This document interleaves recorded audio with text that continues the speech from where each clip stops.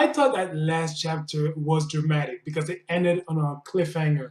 But this one, my God, it really topped it all. It really blew my mind. I did not expect that. Like I thought that near the end it was like, okay, this is too easy. Something has to happen. And bam! Well, it ain't over yet. What's up, immortals? This is your boy GM. First review of Yolder on this new channel. Yolder chapter 144. Speaking of that, the anime is it on break because it seems that it's been 2 weeks since I've been waiting for episode 13, but nothing yet. So I'm guessing that perhaps season 1 is finished. Maybe season 2 will be announced later, but I will do my research on that and inform you guys later on about that. If someone else has the information regarding the anime, just let me know and I'll make a video about it. We see Tota, running fast to the top, and Gengoro stops him at where they should stop. We see a shot of Gengoro and Tota looking at the world from space. And for Tota, for him, it is almost like a dream come true because he wanted to get on top of the tower. But for him, it is a great accomplishment that he did. He always has wished to go to the tower ever since he was a kid. And now this was accomplished. I mean, not at 100%, but you could pretty much say at 90%. His dream was accomplished and he was pleased by that. I love the conversation between Tota and Gengoro. I think that these two have a different variant about how to use their ability for the benefit of the people. Uh, Tota, he was adamant about saving those 10,000 people, but Gengoro, he was against it because he didn't see that it was Yukio Oda's role to interfere into the course of history. And he even added that, ever since Tota, even since that you came into Yukio Oda, everything changed, but before you, we would have never interfered with that. And Genguru did bring up some interesting point because if you save those 10,000 people, as he was saying, you have to save the next one and the next one and the next people and the next one. So saving people, it never stops. Ialda, apparently, she tried to do the same, and she was rendered mad about that. She is still crazy about saving the world, but in a very twisted and dark way. So, Tota agreed with Genguru. You're right, I can't counter that. But for Tota, even though he is a young immortal, I think that this guy, the way he was brought up, and for a guy who just, who had got his past really hidden from him and has no idea where he comes from, sort of. I mean, biologically speaking, he knows that he is from Asuna and Negi, but other than that, he has no background whatsoever.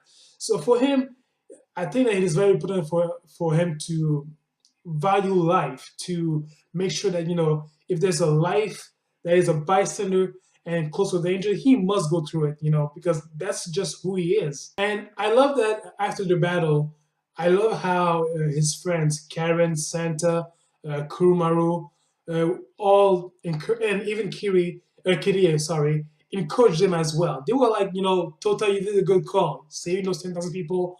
You know, you should.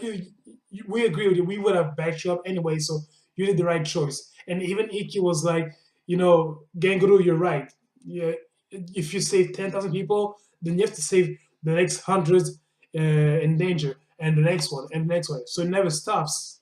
But for the moment right now, Tota's closest friends agreed with him. Like just hey, it's a good win. Congratulations, take it. And it was good to see Tota, being not confused, but more like conflicted inside of him because he saw that Gengoro did bring up an important point. You can't be everyone's savior, because yes, you have great powers. You're immortal. You can do whatever the fuck you want, pretty much. But at the same time, if you save one life, the whole world will depend on you. Like Superman, if you think about it, it's pretty much about Superman syndrome. Superman wants to save everybody, but he knows that he can't be at all places at all time, and he knows that he will fail at some times. I mean, just look at the injustice, the injustice series. It's all about Superman failing to save um, Lois Lane and his unborn child, and being turned mad because of that. With that said, I think that there will be a point where Tota will fail to save an important life, and that would be a great changer in his life. Battle wise, this chapter was also epic. I love how the plan that was coordinated by Yukihime. It was all seriously. She is a real general. It was all according to plan. Everybody was like on position. Everybody knew what they do, what to do, when to do it. It was incredible. I loved how Karen and Tota activated that. There what was that thing that Thunder in Heaven Great Vigor formed for Tota. He needed a magic app of a lightning base, something like that.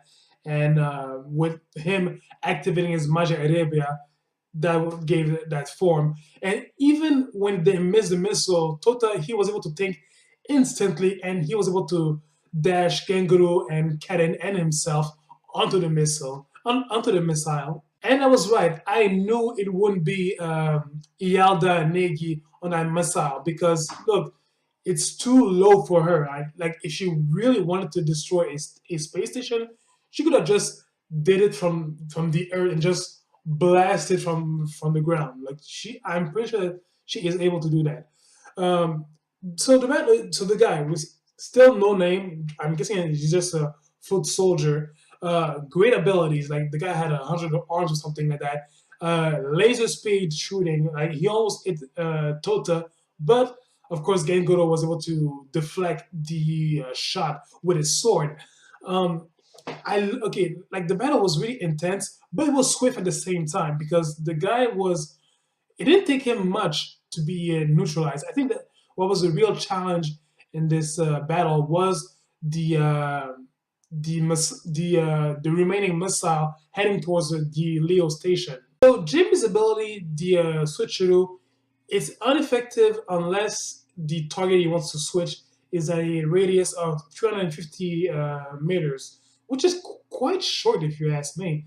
But nonetheless, he was able to pull it off. He was able to switch those missiles and have Kurumano to slash them. Santa was able to pitch some effort in it by diverting two missiles away. But seriously, everybody pitched in that effort, and at that point, it was mission accomplished. After the mission was accomplished, I think that at some point, Gengoro was glad that he was part of that mission, even though that at first he disagreed with that. I think that seeing everybody, being in good mood, satisfied of a great job they've done. I think that Gengoro was like, you know what, I was against it, but I'm glad that I was part of this mission. So we did a great job. Congratulations.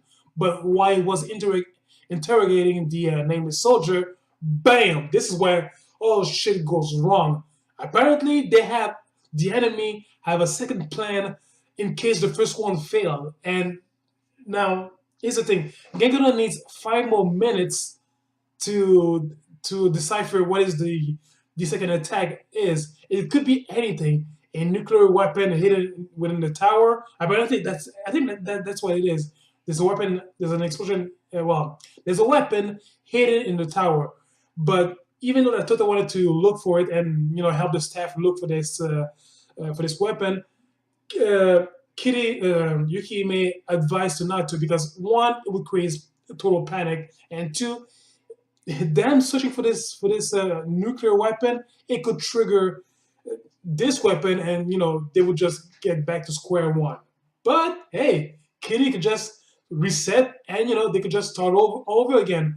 But dramatic, like this is where the biggest dramatic happens. The save point has been destroyed. Apparently, perhaps by Cutlass or somebody else. But wow, the save point is destroyed. So now they only have one shot at this. And let's face it, the next chapter, during the 5 to 10 first pages, it's gonna be hellish, like dramatically hellish, and I can't wait to see more. So this chapter, it was dramatic. I really loved it. The suspense was like the last moment of the chapter really made the entire chapter. Like it was incredible. I love the fighting scenes against the nameless soldier, and I also love the conversation that Tota had with Gengoro about what it means to always wanting to save people. So I really love that perspective that Gengoro brought towards Tota. So tell me your thoughts about this chapter. Comment, rate, subscribe. One more thing, I am doing a One Piece giveaway during the chapter review of this week, and the prize will be a One Piece calendar of 2018, the manga version. So if you want to participate, just subscribe to this channel, and I will pick a random subscriber among my subscribers as the winner. So guys, look, thank you for watching this video, and I'll catch you guys later. All right. So I'll see you next month, or this Friday or Saturday for Dragon Ball Super. See ya!